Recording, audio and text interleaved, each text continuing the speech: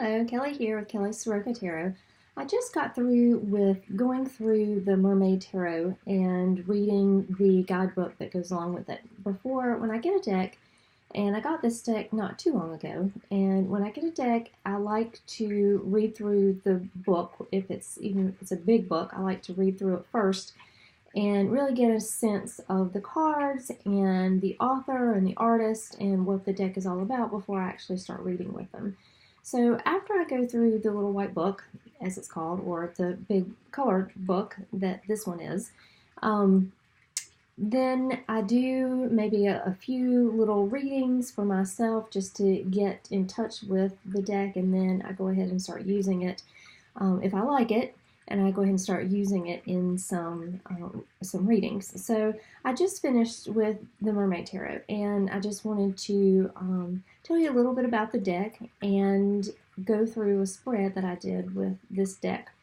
So this deck, you can see it comes with the guidebook, and it's a beautiful, big, in-color guidebook, has beautiful pictures in it, and has lots of explanations of each of the cards.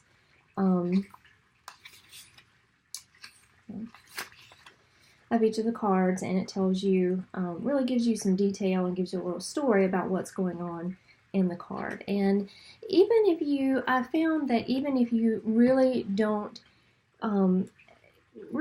have a thing for mermaids, which a lot of people do, this is still a really nice deck. It's very self-explanatory, it's very easy to read, it's very fantastical and very beautiful, and very mythological with the mermaids. But it is, a really very easy to read with deck. And, I did a couple of readings with it right after I finished with the book. And it was really easy to read with. And this is the reading that I'm going to do today. And this is a reading that comes from the book. And it's a 3-card reading. And it's very simple. It's just a what, where, and how 3-card spread. So these are the questions that go along with the spread. The first one asks, what one thing needs your attention now? And for that one, I drew the 2 of Pentacles. And this is really true for me because I'm finding that I'm having a hard time sometimes balancing the work that I do with, keeping up with everything that needs to be done in my house, keeping my house clean, doing all the little chores that need to be done around the house and outside of the house, running errands and making food and, keeping the rest of my family fed. Luckily, my kids are older. One's already out of the house, and one's in college, but she's still living at home. And then I have one 16, almost 17-year-old.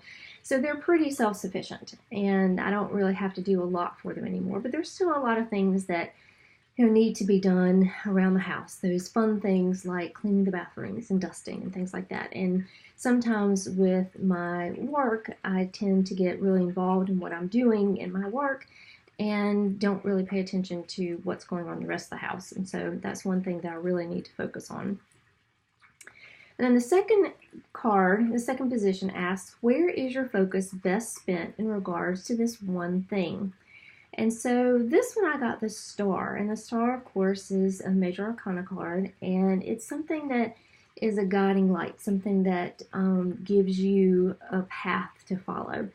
And this is telling me that in order to get more done, in order to have that balance with work and home, that I really need a guide. And to me, that seems to be a list.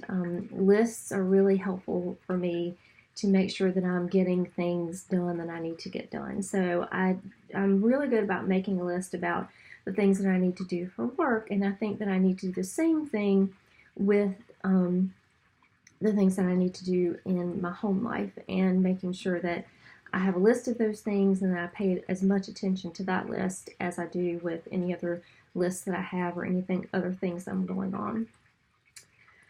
And then the last card says, how does this one thing help you with your current problem or situation?